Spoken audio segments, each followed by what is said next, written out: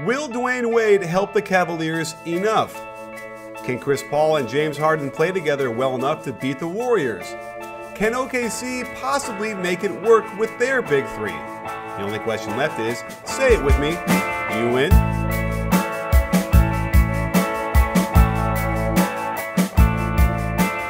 Hey sports fans, Coach Nick here, and welcome to the B-Ball Breakdown Podcast. Today I am pleased to bring on the show friend of the Breakdown, Noah Coslov, who is a Sirius XM NBA Radio host and host of the Pace and Space podcast, and it's which is a national NBA podcast, and a new one he just launched called the Followup, which isn't sports specific. I'm kind of curious, Noah. Thanks for coming on the show, and just let's jump into it. Just briefly describe to us what the Followup is. And Nick, it's great talking to you. I've been a fan, as you know, of your stuff for a long time, going back a few years now. The Follow-Up is, so oftentimes when I listen to interviews, I find myself wanting more out of the subject, out of the guest. And I find like the interviewer just has a preset list of questions and they're just going on that, not even listening to the answers. And I shouldn't be, as someone who's listening to a interview, saying, whoa, wait, what did they say? Let's follow up on that. And it rarely ever happens. So what I've done is I'm doing these things in short form, 10 minutes max, trying to entertain and inform in that period of time. So I'll ask one question that I'll send the guest beforehand, about a day before, something to elicit an engaging response, and then ask a follow-up or two based on that, and then just leave the listener at the end of it saying, oh, that was interesting, thanks. And it's from politics to social causes to sports also. I'm sorry. I wasn't listening. No, I'm just kidding. It's fascinating. It's fantastic. I really love that the point you make, which is like, listening is really an important thing, and you really get great stuff when you actually, communicate. Which kind of across the board is a key, thing on the basketball court. Listening or looking and watching and Agreed. Seeing the floor is sort of a similar thing.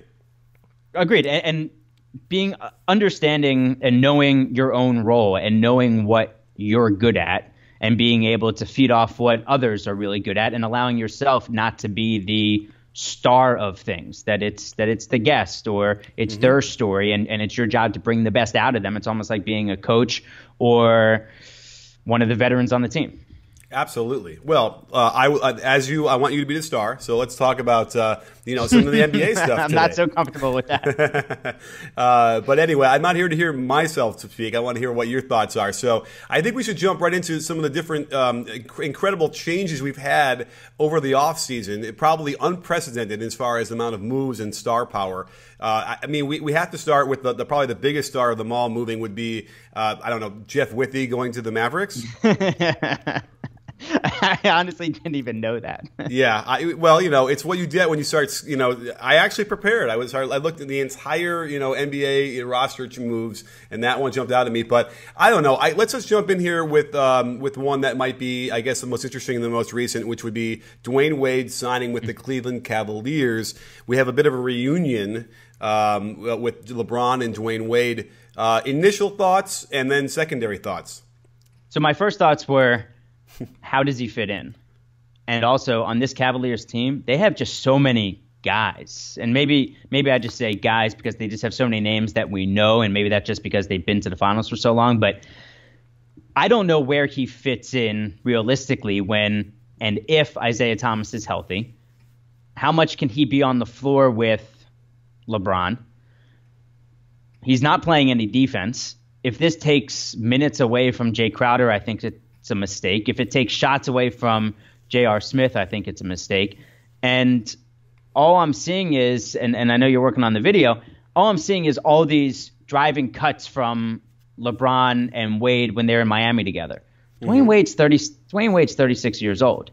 And I don't feel the need to, even though on the radio yesterday I got blasted for it because callers were calling in saying, you hate Wade, it's so disrespectful. And I said to them, why do you think I need to say, no disrespect to Dwyane Wade, I think he's one of the greatest of all time? I mean, if you think I have any half intelligence, then you would understand that, yes, Dwyane Wade is one of the greatest shooting guards of all time. Why do I need to couch my comments with that? I just don't know where he fits in unless he's standing in the corner shooting threes. Oh, I agree. And is he going to be happy doing that? Right. And I think that people are, here's what the agita is about, I think, attacking you, is that, yeah, we all know that he's a top shooting guard, one of the top shooting guards we've seen, but everyone is now realizing that he isn't that anymore, and it gets them crazy. It's hard to accept that, and they don't want to accept that, and that's the reality. It is. I just watched a bunch of pick and rolls of him in Chicago last year, and he does not elevate. He really can't get off the floor very much at all, and that's I doubt it's going to get better this year. And so now, if there's not a lot of spacing going on, he's not going to get a lot of easy shots out of pick and rolls at the very least, and I suspect the drives are going to be the same way. Right, and then staying with the pick and roll, who is he defending in a pick and roll? He's not guarding anybody. He's not fighting through anything. And if you're going to have Dwyane Wade and Derrick Rose out there on the floor together, I think it's going to be fascinating trying to figure out and watching Ty Lue try to figure out what works best for this team in the short term, and then also long term if Isaiah Thomas ends up healthy. I mean, it's one thing to make sure that LeBron is happy and having Wade there, and a lot of people get a kick out of saying, well, you'd rather have J.R. Smith out there on the floor than Dwyane Wade? Yeah, I would. I mean, J.R. Smith has done it with this team. Dwyane Wade has not proven that he can do it consistently with this team night in and night out, because I don't know about the physical condition that he's in. Right. Well, he's played, if you look at the amount of games played in the last several years, you're talking 69, 54, 62, 74, and then 60. So there's clearly a connection there to like what will he even get to 60 this year? There's less back-to-backs, right? There's less 3 games in 4 nights. Mm-hmm. So in theory, they're not going to mandatorily rest him on those. So do you think he gets more than 60? He might get more than 60, but I think maybe 25 minutes a night is the sweet spot for him. Mm-hmm. Because the regular season's not going to mean a whole lot, but also you still have to keep that locker room together. Like if he's pissing off J.R. Smith and things start to get out of hand in that locker room, or doing the same for Kevin Love, I mean, I'd much rather have the ball in Kevin Love's hands than Dwayne Wayne's hands, right? I mean, I guess it depends. I mean, certainly, Kevin Love has not had that role for years now in a way that I don't know. I mean, it sounds good. And you're right. If you look at the starting 5, you're talking about it's going to have to be Derrick Rose because Isaiah Thomas will not be back for a while. So you're talking about Derrick Rose, Dwyane Wade, LeBron, Love, and Tristan Thompson. And I just kind of I'm not even sort of shuddering or thinking eek, but I just sort of go, huh, right? Yeah, I mean, that's good for a video game, but no one's guarding anybody. But I'm less so the optics of a starting lineup, as you know, Nick, that's what it is. It's optics. Mm-hmm. But also you've got to take into consideration guys' feelings, guys' egos, and how that all plays together. And I mean, if that's taking valuable minutes away from Jay Crowder or or J.R. Smith, and then also being able to defend. I mean, if you're throwing out there Derrick Rose and Dwyane Wade, who's defending on the perimeter? Right. Nobody. You're gonna find yourself in crazy holes to start games. Right. In that way, that's why it's not necessarily optics with starting 5. It is the fact that you're down 12 in the first quarter. Right. And then hopefully the scoreboard optics present some sort of reality check for the team. But again, all that matters is the finals anyway, or the Eastern Conference Finals at this point. Well, all that really matters is what you're wearing under your pants or your shorts. And it should be a pair of MeUndies. Without a doubt, the team with the most players in MeUndies will win the Eastern Conference, since it's so easy to move around in them, especially when your family jewels are being cradled in their diamond-shaped pouch. And the fabric is so soft, it'll keep you cool and calm under pressure. MeUndies is so convinced you'll love them, they have a 100% satisfaction guarantee. If you don't like them, return them for a full refund. If you go to MeUndies.com/CoachNick right now, you'll get 20% off your first pair with free shipping.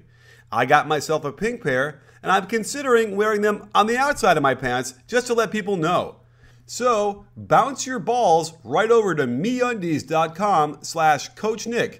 Get 20% off and start moving in style and comfort. So the question now is, and we had these issues in the first year of the Heat, what do they call them? the Heatles. The Heatles, yeah, the 9-8 start. Yeah, and there was no question that Dwyane Wade and LeBron James were ferociously battling, whether or not it wasn't like in their face, screaming, yelling. There was a real battle for like who was going to control. It doesn't feel like that is going to be an issue at all in this stage of their careers, right? No. I wouldn't imagine so, especially because they've won championships together and they've won championships separately. I can't imagine that being an issue. Right. Yeah, it's funny. It's weird. And again, when you said is Ty Lue going to figure it out? And I think we get to find out. I don't even know if Ty Lue has as much influence as most other coaches do over their teams. And so that's another interesting dynamic. And another reason why maybe we can talk about the next move, which would be Kyrie in Boston because of maybe that. So, all right. Either way, I guess it's unknown what's going to happen with the Cavs. Are they any better than they were last year? So I think that remains to be seen. I think they have more depth, but I also think that's because of J.R. Crowder, or not J.R. Smith, Jay Crowder more so than you can mix more those so than two. Anything else. Create a new player. True, right? There you go. Yeah, gladly. I think it's more because of Jay Crowder on the defensive versatility side, and they have more ways to try to control the game against Boston, can try to control the game against any number of the Western Conference powers if they just want to seed certain things defensively and then try to push it offensively and try to go at also at different paces offensively with the guys that they have. So I don't know how we're going to decide whether they're better or not because the regular season doesn't mean anything to them. I mean, 51 wins last year. Are they going to win 50? Yeah, they could win 51 games again. They might win more than 51 games, but they might win less than 51 games. And to me, that's not going to determine whether they are better or not. Are they in any better position to beat the Golden State Warriors today? No, because they don't have Kyrie Irving, and they don't have a guy on that team right now aside from LeBron that you'd feel comfortable with saying, "Go get me a bucket." Yeah, and then they have no one to really defend Kevin Durant, which I think would be an interesting segue, a pivot, if you will, to I want to talk about what the Rockets did because they brought in Chris Paul, and I felt like that was the first step toward actually making a real run at the Warriors because even though Chris Paul is getting a little bit older, he still has a defensive acumen that could which you would need, right? Even though I guess you can argue Patrick Beverley was already that guy, but they have him.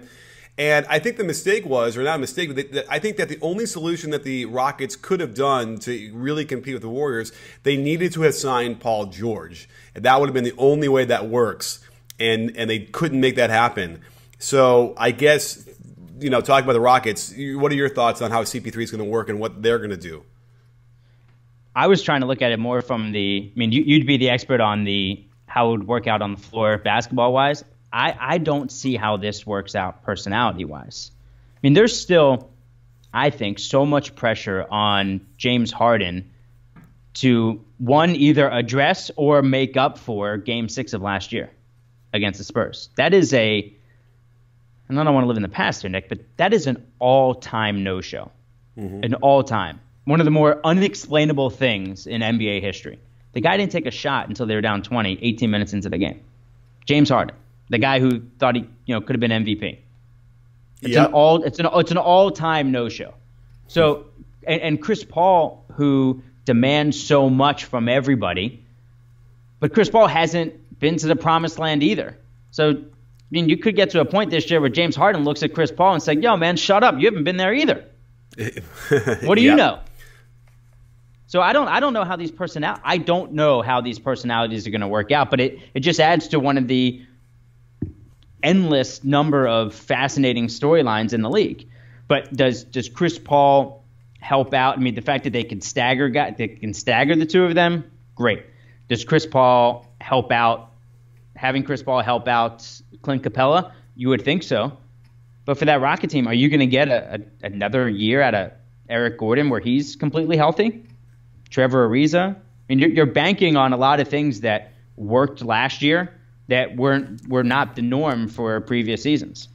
Fair enough. Although they did also bolster that roster a little bit more with some good defensive players. So that was good. But I still feel like, you need the guy to guard Kevin Durant. You need and the only guy in the league that really, I feel, had the tools to do it. Not even sure he can, but is Paul George. But Paul George hasn't been that defender that he used to be, right? That he was before his, in the last couple of years. So that's what I'm really wondering about. Did you see the Drew League footage of Chris Paul and James Harden getting on each other a little bit? Yeah, I mean, that's fun to watch, but I don't put anything into that. Just like I don't put anything into those Chris Brickley videos either on Instagram when nobody misses. Oh, it's right, fun, exactly. They're fun to watch, though. They're fun to watch. Isn't that amazing when, they never miss a shot when they're working out. It's crazy. Yeah, it is crazy. And also the Hoodie, Melo. Yeah. I know we'll talk about Carmelo too, but Hoodie, Melo, and Olympic Melo. Why can't he be that in Oklahoma City? I think it's such a silly conversation. It's fun, but it's a silly conversation. Yes. So, but I don't know if I want to completely ignore what I was seeing. I know there was some context missing there, but at the very least, I would not be surprised to see that kind of scene play out again, where Chris Paul is unhappy with the shot selection or something that's going on, and we know that that's what his mode is. He gets on guys, he yells at them, he probably wears on people a little bit. And I can't believe I'm saying this because I've held him up as the gold standard for point guard play for his entire career. And I don't know. I've slowly over the years have been kind of like, and by the way, it's hard to, blame one player for a whole team's playoff lack of success or whatever. But I don't know. There are some cracks in that wall, and I'm starting to sort of wonder, just how deep they run. Yeah, because some of those, those are epic collapses.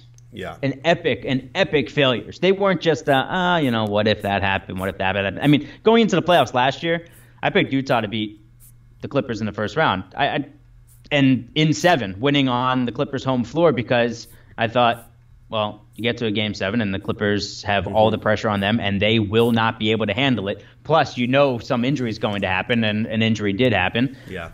So Chris Paul has so much to prove. And also, even though James Harden, played a certain way in Oklahoma City, played a certain way in Houston, then played a different way when Mike D'Antoni was there last year, and now he's going to have to change. Even though he's played different ways, doesn't mean that he can just flip off what he did last year, flip that switch off what he did last year. I mean, James Harden had the ball in his hands an exorbitant amount of time last year. Mm-hmm. Just because now Chris Paul is there, he's just going to say, yeah, good. I mean, it's not like LeBron's on the team. Chris Paul hasn't been as far as James Harden has. Right. I don't see James Harden just bowing down to Chris Paul. It's a long season. It's a long grind. Yeah. And they're gonna face a lot of questions. One question you might be asking yourself is, why haven't you ordered Blue Apron yet? Blue Apron is the #1 fresh ingredient and recipe delivery service in the country. What I like best about Blue Apron is the variety. So whether you're a Chris Paul fan or a James Harden lover, their flexible menus can be customized to your individual taste. You won't believe how easy it is to cook things like basil pesto chicken with summer vegetable panzanilla. While it might sound complicated, the easy-to-follow recipe and exactly measured quantities of food make for an easy experience, one that your whole family can bond over, and it takes less than 40 minutes to prepare. For less than $10 per person per meal, you can have Blue Apron delivered to your door. And if you visit blueapron.com/CoachNick, you'll get your first 3 meals free with free shipping. That's like a James Harden handoff to Chris Paul into a pick and roll. A guaranteed great shot. So visit blueapron.com/CoachNick, get your first 3 meals free, and get that same home cooking you get from the referees when your team plays in their own arena. Well, and to Harden's credit, and maybe even to speak to that Game 6 collapse of his, I think he just ran out of gas. And I feel like he probably went to management and said, listen, I don't want it. He had one of the greatest seasons of all time last year. And I probably said to them, it's too hard. I won't have anything left if you ask me to do that again. So bring somebody else in that could do a little bit what I'm doing. So I like that. I mean, I think that might be another step towards them making it work, and certainly Harden is not a confrontational guy, so that won't escalate in theory if CP3 wants to try. Right, but when egos are involved, things happen. Yeah, it's true. Well, I mean, and speaking of that, we could trace this back to sort of there seems to be a bit of a ground zero if we want to head over to OKC for a minute because, there are some players that would have really made a fantastic OKC team that probably would have won a title had they all stayed together. And a number of them have left in sort of a huff. And you start to wonder if what is the ground zero of the ego issue there, or what's causing all the strife and issues, which could be another podcast, by the way. But with a psychiatrist. Yeah, exactly. I mean, there has to be a tell-all book. Someone's going to have to write it, I would think. It may be someone who's retiring who doesn't have to worry about getting access anymore to the NBA. But we have a couple guys now in OKC, in Paul George, and then more recently Carmelo. Well, Nick Collison could be the one to write that book. He'd be the only guy to be able to write that book. Ooh, yes. You know what? And I might even, all right, well, I'm going to work on that. I know someone that knows someone that might even, know him well. So we're going to get him to do that. Because you're right. Once he's, who knows? Anyway, there's no question there's a lot of drama that's gone on in that locker room for a lot of years. It's now, put up or shut up time, the last year of some of these contracts. Paul George, Carmelo, Russ. You pair them with Robertson and Adams in a starting five. What's that going to look like?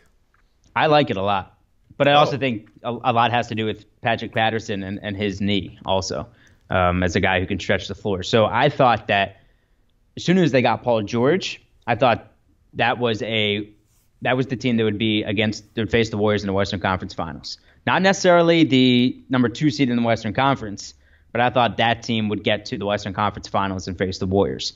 With Carmelo, that whole hoodie Melo versus Olympic Melo versus NBA Melo, how different that is.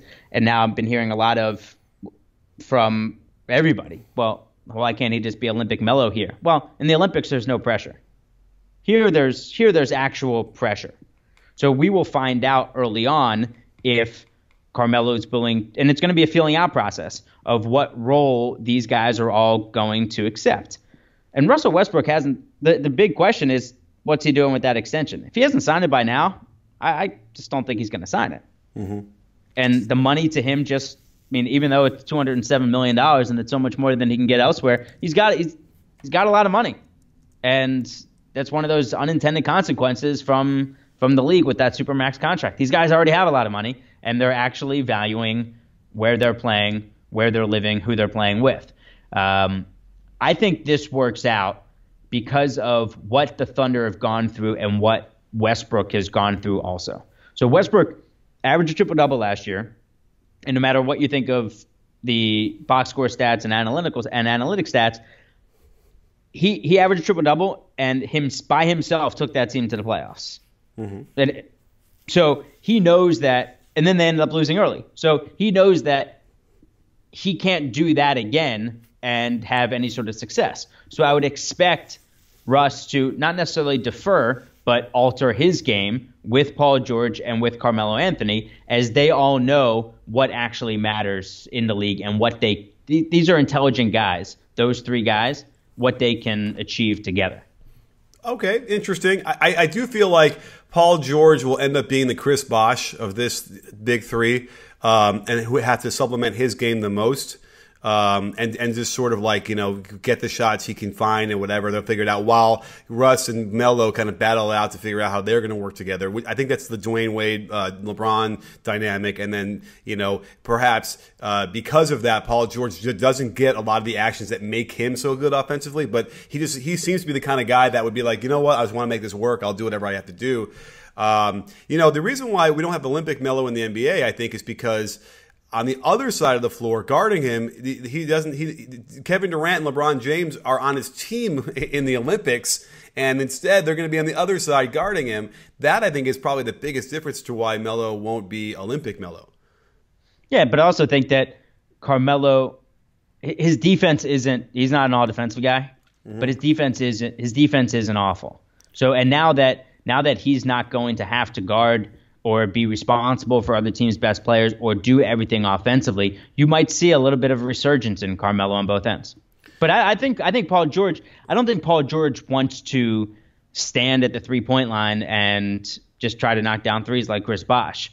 I think that Billy Donovan will understand how to get these guys involved, not necessarily with all of them on the floor at the same time.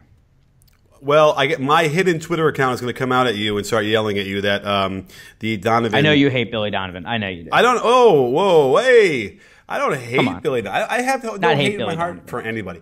But I think if you were to put together all the quotes that Durant has said throughout, in his Simmons podcast and whatnot. Yeah, sure.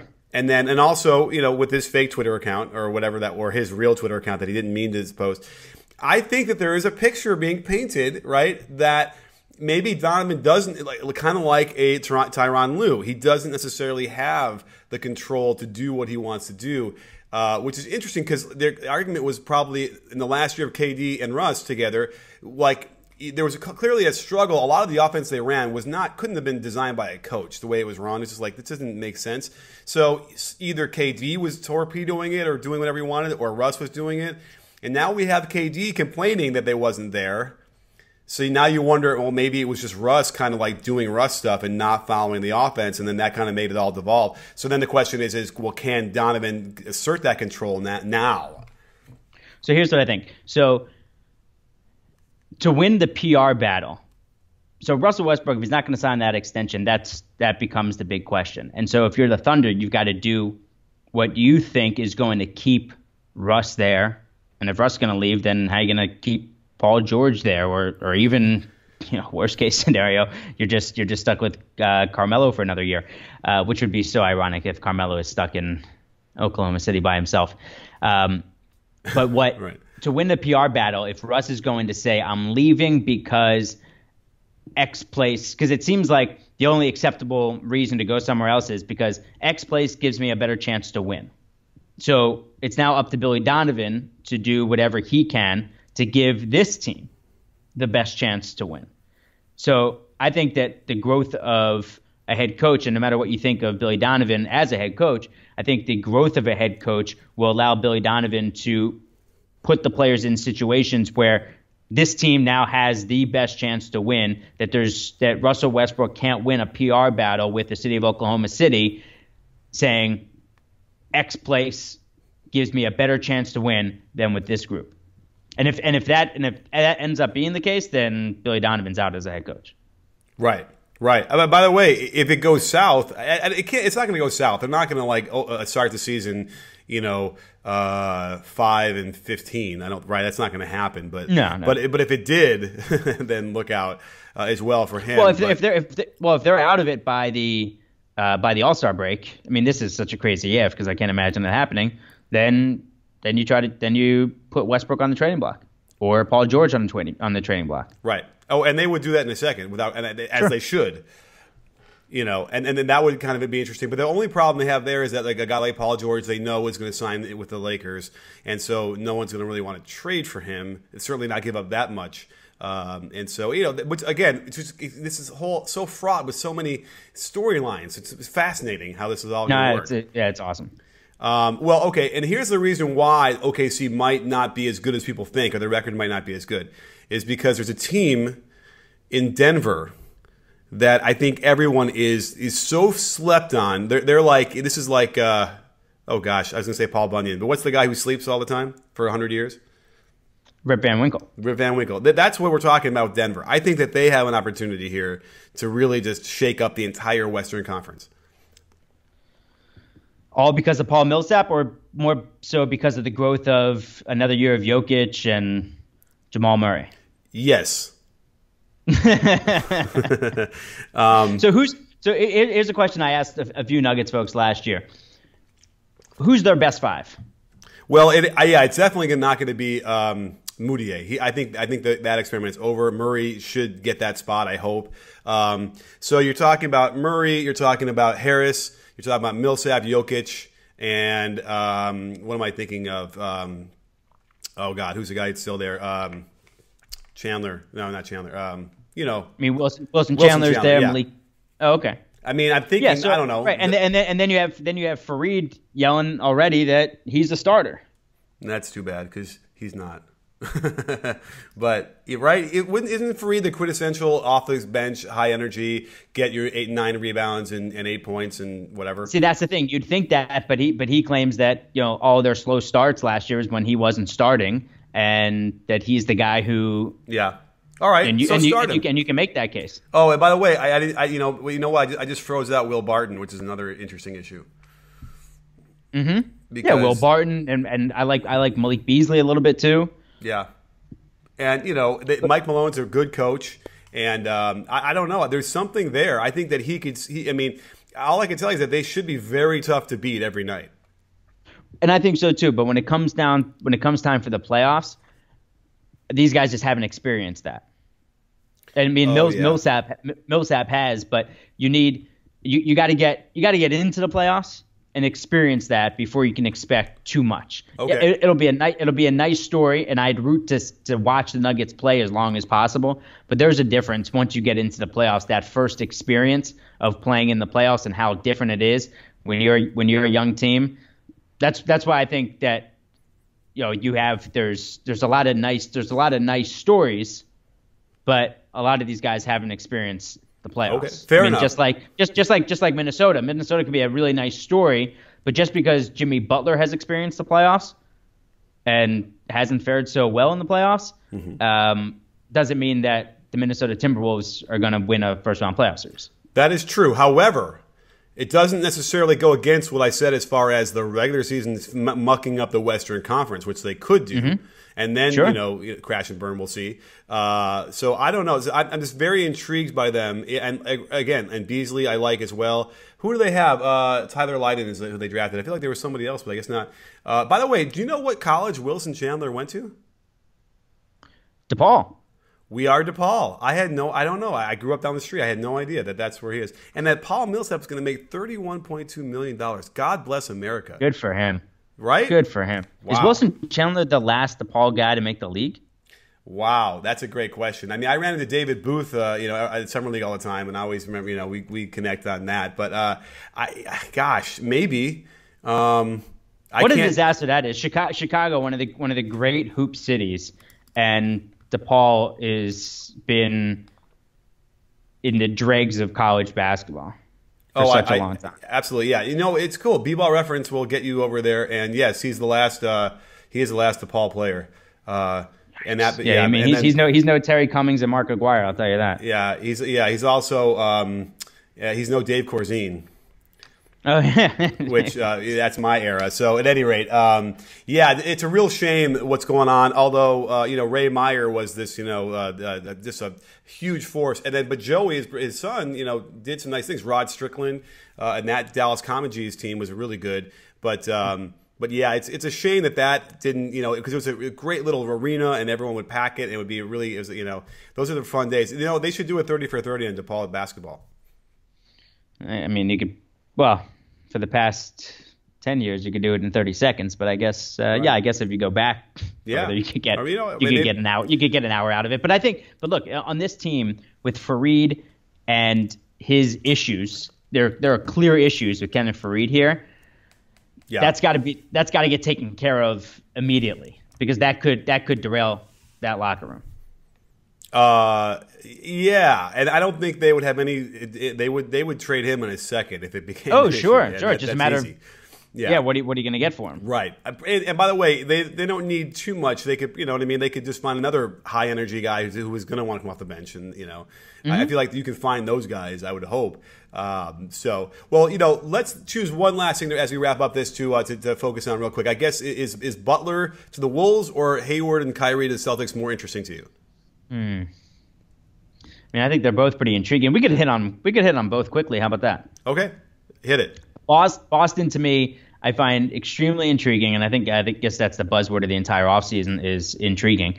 But they lost so much of the identity, losing Avery Bradley, Jay Crowder, and they did not address the rebounding issues that they had last year. Just putting a lot of faith in Brad Stevens to figure this out.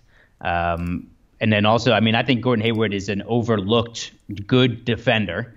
And now you're going to be asking a lot more from Jaylen Brown, and God forbid that Marcus Smart gets into foul trouble. Then I think there's going to be issues defensively out on the perimeter, and how much you're going to be able to get out of. Even though Jason Tatum is a mature-looking player, how much can you expect from a 19-year-old kid in his rookie year? So But for the Celtics, anything less than losing to LeBron is a failed season. So okay. anything less. Yeah. But I also think this team has a very good shot of beating the Cavaliers. If those two teams played today as currently constituted, I think Boston would beat the Cavaliers in the East. Wow. Well, I now have a quote to use for the tweet when we tweet this thing out. So we'll we'll see how that goes. But I agree. I mean, they have that star power in theory that they've been looking for to some degree, to a big degree, and so that will help them. And I think you're right. They're top loaded a little bit in that starting five. Again, 4 of the 5 are new starters, so that's another big issue. But if anybody could do it, I think Brad Stevens can. What about right? Butler? It's like looking. Hold on, real quick though. It's like looking at Pop and what he does with the Spurs and how much Pop takes from Brad Stevens. All these coaches look at Brad Stevens and take a lot from him, and Brad does such a good job of looking at other coaches and taking things as well. That you look at that Spurs roster and you think, well, Pop will figure it out. Pop will figure it out. Why can't we say? I mean, we can. Hesitant to say it because Brad Stevens hasn't won anything, but if you hold Brad Stevens in such high regard, why can't Brad Stevens get the most out of some of these other guys? So I think some of the other names that average basketball fans don't know, they're going to learn this year from this Celtics team. Like, this guy's really good in 8-minute spurts. This guy can give him defense with 10 minutes, that type of thing. Sure. And, I just happened to have gotten an interview with Steve Kerr on Monday, and he directly cited, Brad Stevens as the guy he steals from. So, that heady stuff there. So there's no more proof that they all do. And, and there's no question that Brad Stevens is the guy that a lot of those coaches look to. So, sure. Well, I think that there's certainly a lot of possibilities. I just want a good conference finals. I think we deserve one at this point. Yeah, God forbid we had some competitiveness, huh? Yeah. So, well, let's talk about the last really quickly. Butler to the Wolves. They get rid of Zach LaVine. They bring back everybody else as far as Shabazz Muhammad signed. So they kind of are going to go at it again in this crowded West. Do they make the playoffs? I think they make the playoffs. I think they get the 8th spot in the playoffs. I mean, that's a really big jump from last year. If they end up making the playoffs, there's too much talent on the team not to make the playoffs, and that's a phrase that could come back and bite me. But it's not a matter of that they added a player like Jimmy Butler. It's that they added Jimmy Butler and his familiarity with Tom Thibodeau. So it's not someone who needs to get adjusted to Tibbs, just like the rest of this team had to get adjusted to him last year. True, and it certainly is not. There was no shortage of talent there. They did finish 10 games behind the 8th spot, and that's 10-game improvement at least. Because I think that the West is now loaded again. You might need to win more than 41 to get that 8th spot. So let's just call it 10-game improvement. That's a pretty big thing to do year to year. Yeah, of course, but it's something like that seems to happen frequently, that there is a team that makes somewhat of a jump. So then you start to think, all right, well, who won't make the playoffs? Okay, right. So the top candidates who wouldn't make the playoffs, for them to get in, I would look at Memphis first as the team that wouldn't make the playoffs, and then that's where Minnesota would fit in, or maybe it's Portland, right?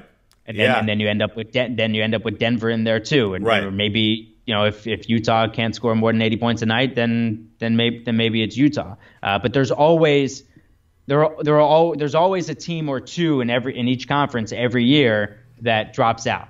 It's very, very rare where you see the same teams making the playoffs. Although I feel like if you look at it in the West, only one or so at a time, right? There's never more than one team from year to year that drops out, right? Am I crazy? No, but there's always one. There's always one. All right, fair enough. It can't be the same team. Okay, fair enough. All right, so someone's got a bullseye in their back. We'll have to find out. And thank you so much, Noah, for coming on and breaking this stuff down with us. This is great. I don't know about you, but I can't wait for the season to start. Yeah, doesn't it start tonight? I feel like it starts. I feel like it's already started, but I also can't wait just to actually watch basketball. Nick, keep up the great work. I really appreciate everything you do. Hey, I appreciate it, Noah. And check him out. Check out his new The Followup podcast and everything else on NBA Sirius XM channel. And don't forget, sports fans, at B-Ball Breakdown, we're not a channel, we're a conversation. You in? Are you in, Noah? I'm in.